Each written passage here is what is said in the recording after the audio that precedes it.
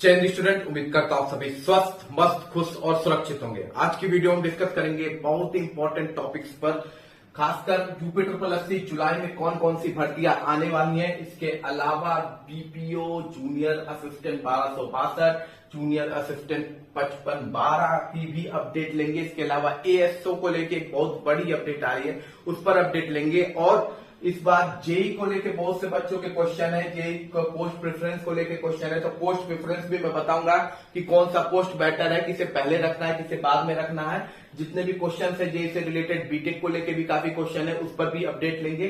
इसके अलावा मुख्य सेविका के क्वालिफिकेशन को लेके बच्चे बहुत सारे क्वेश्चन पूछ रहे हैं। इसके अलावा नॉर्मलाइजेशन होगा कि नहीं, इस पर भी बहुत सारे क्वेश्चन है। कट ऑफ को लेके क्वेश्चन है, सब पर अपडेट लेंगे। खासकर जूनियर इंजीनियर और मुख्य सेविका को लेके ये वीडियो ज्यादा इंपॉर्टेंट है, तो उससे पहले जो भी चैनल पे नए हैं, चैनल को लाइक और सब्सक्राइब जरूर कीजिएगा। चलिए चलते हैं वीडियो की ओर। तो सबसे पहले बात कर लेते हैं जुलाई में आने वाली भर्तियों को लेके। तो जो जुलाई में आने वाली जो भर्तियां हैं, उसमें सबसे पहली भर्ती जो आपको दिखेगी वो दिखेगी एएनएम की। ठीक है, एएनएम की भर्ती आपको देखने को मिल जाएगी जुलाई में। सबसे पहले ये 4800 पदों पर आएगी भर्ती, ठीक है, 4800 पर। उसके अलावा दूसरी भर्ती जूनियर इंजीनियर मैकेनिकल और इलेक्ट्रिकल की होगी। जूनियर इंजीनियर मैकेनिकल इलेक्ट्रिकल की भर्ती होगी और ये 500 पदों पर ये पोस्ट आएगी।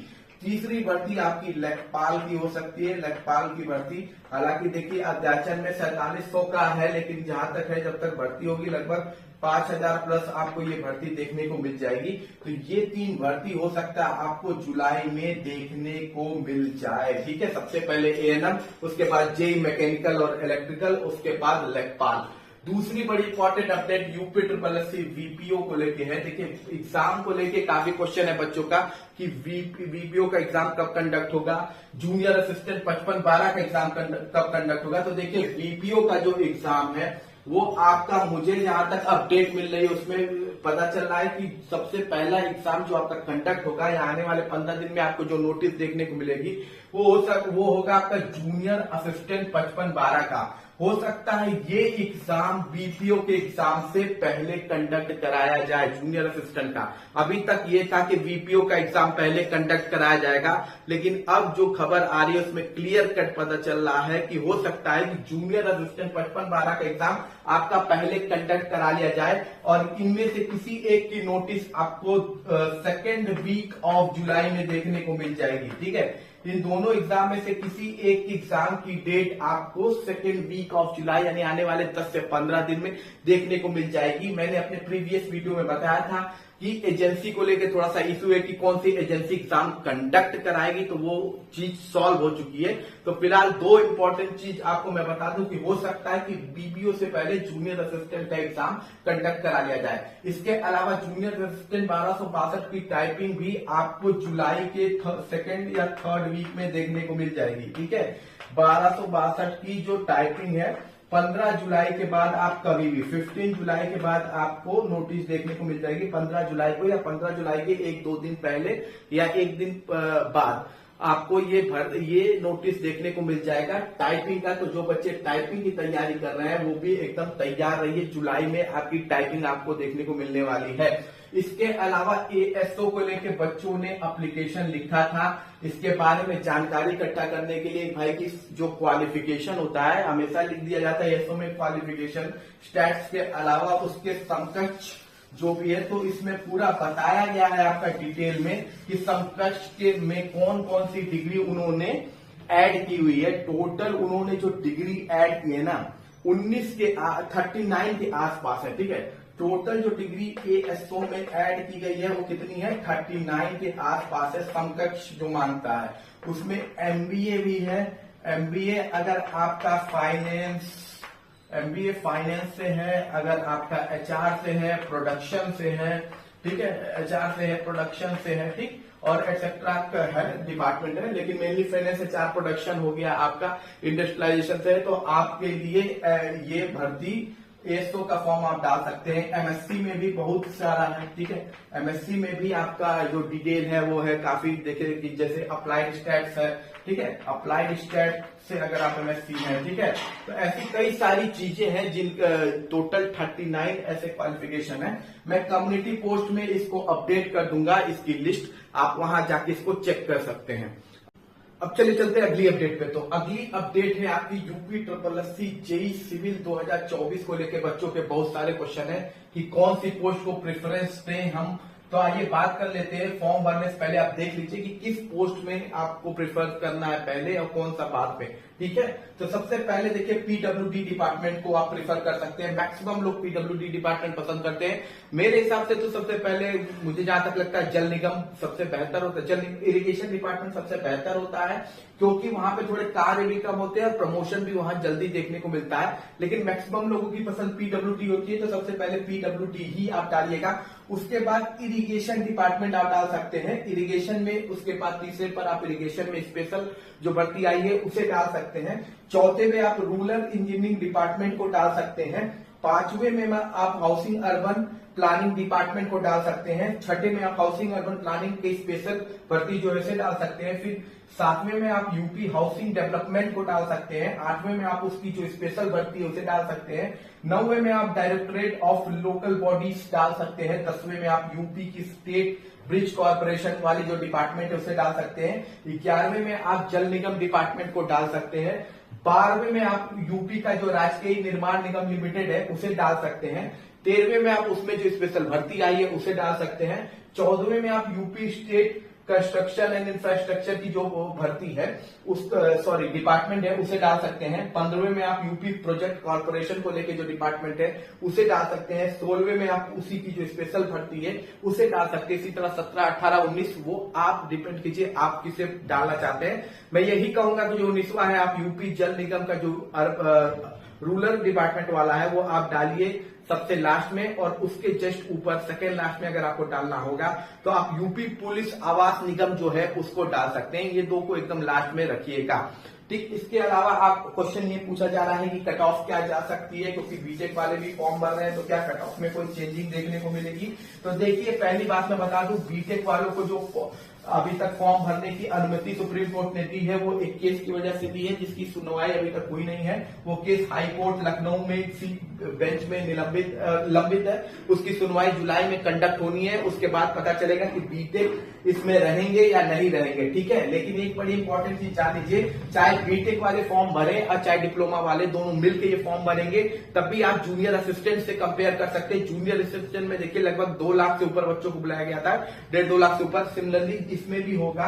तो ज्यादा बच्चे चूंकि बीटेक वाले इस फॉर्म में को भरते नहीं है पेट को, क्योंकि उन्हें जहां तक ये इन्फॉर्मेशन है कि जूनियर इंजीनियर में उनका होना नहीं है, इस वजह से वो फॉर्म नहीं डालते हैं। बहुत कभी बीटेक वाले इस फॉर्म को डाले हुए हैं, इस वजह से भी चाहे बीटेक वाले भरे चाहे ना भरे, जो आपकी कट ऑफ बनेगी वो आपकी बनेगी 1 ही, +1 भी है तो आप फॉर्म भर दीजिएगा, टेंशन मत लीजिए। केवल डिप्लोमा होल्डर होंगे तो 50,000 हो जाएगा। बीटेक वाले होंगे तो ज्यादातर 1 लाख तक फॉर्म जा सकता है। इससे ज्यादा आप उम्मीद मत कीजिए कि जाने वाला है। बाकी बीटेक वाले अलाउ होंगे कि नहीं होंगे वो तो जजमेंट में आएगा। जहां तक मुझे लगता है कि अलाउ नहीं हो पाएंगे, उसका रीजन ये है कि देखिए जो कोर्ट होगा वो आपका रूल के अकॉर्डिंग, लॉ के अकॉर्डिंग जजमेंट देगा, और जो लॉ के अकॉर्डिंग है तो वो आपका बताता है कि जेई के लिए डिप्लोमा ही क्वालिफिकेशन होना चाहिए, जो रूल बताता है जॉब रिक्रूटमेंट को लेके। इसके अलावा बस हाँ, प्रमोशन में ये रखा गया है कि आपको प्रमोशन अगर एई में पाना है तो आपके पास बीटेक डिग्री होनी चाहिए।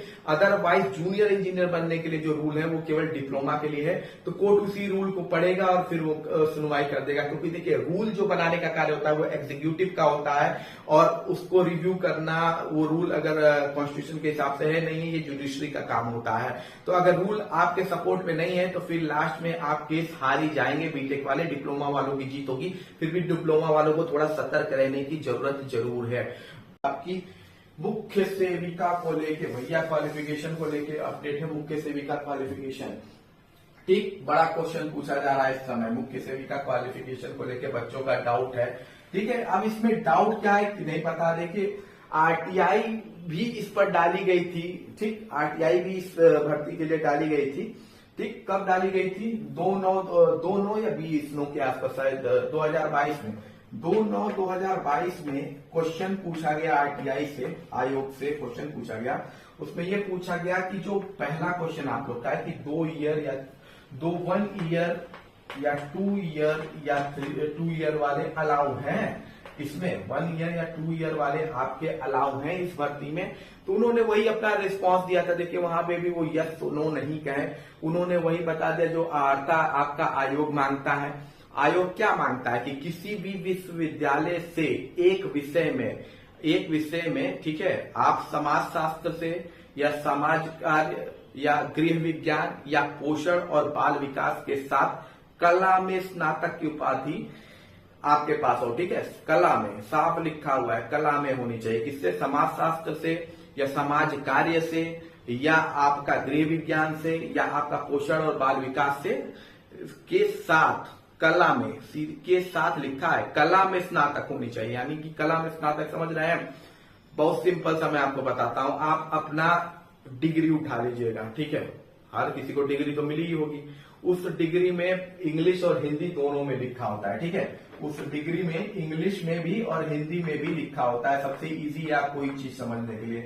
उसमें आप जाके पढ़िएगा कि अगर आपने बीए से किया होगा तो वहां पे लिखा होगा, अगर आप बीए से किए होंगे तो उसे हिंदी में लिखा होगा कला, ठीक है। उसे हिंदी में क्या लगा? कला में स्नातक लिखा होगा।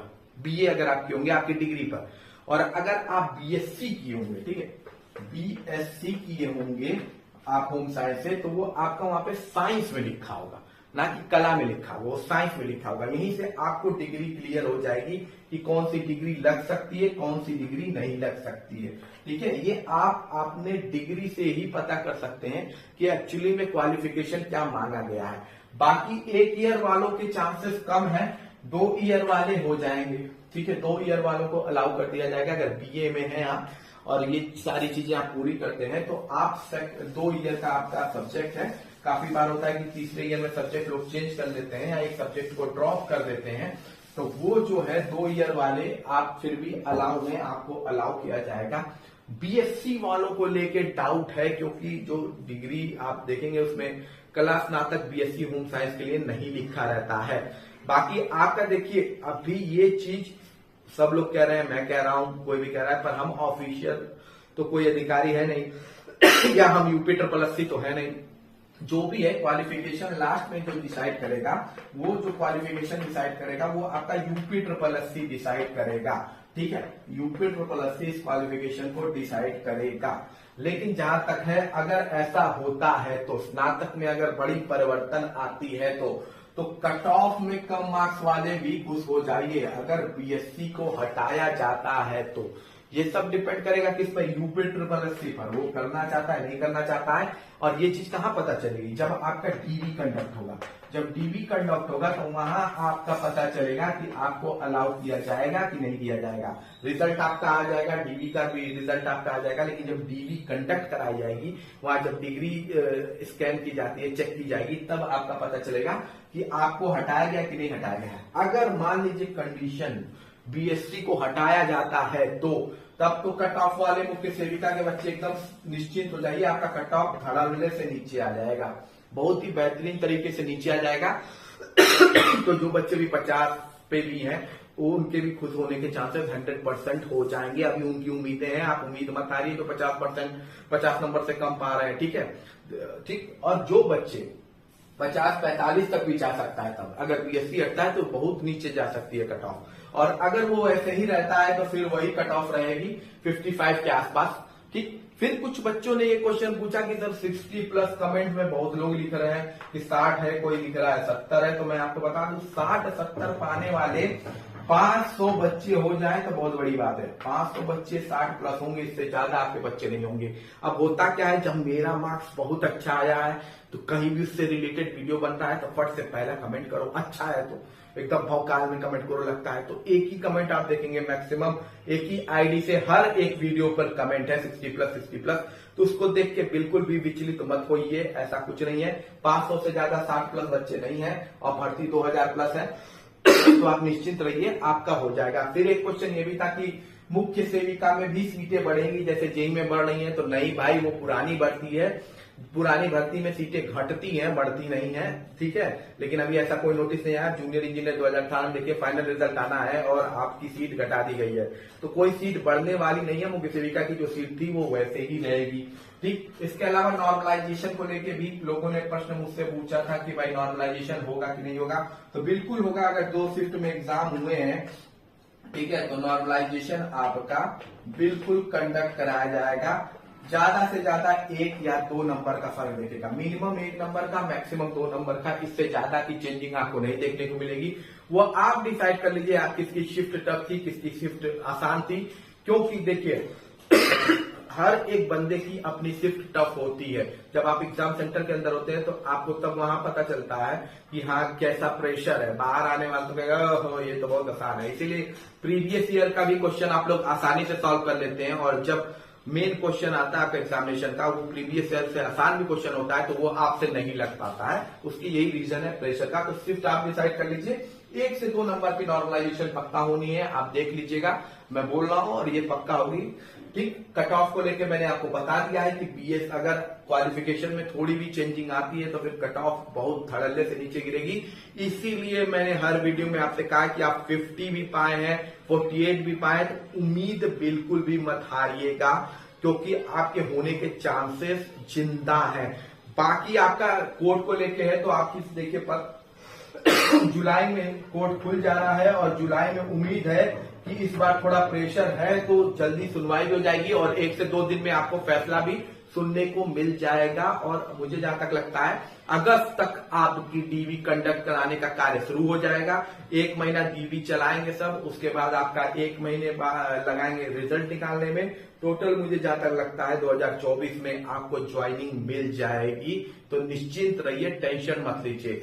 बाकी कोई भी क्वेश्चन है कमेंट बॉक्स में पूछिए। मिलते हैं अगली वीडियो में। जय हिंद।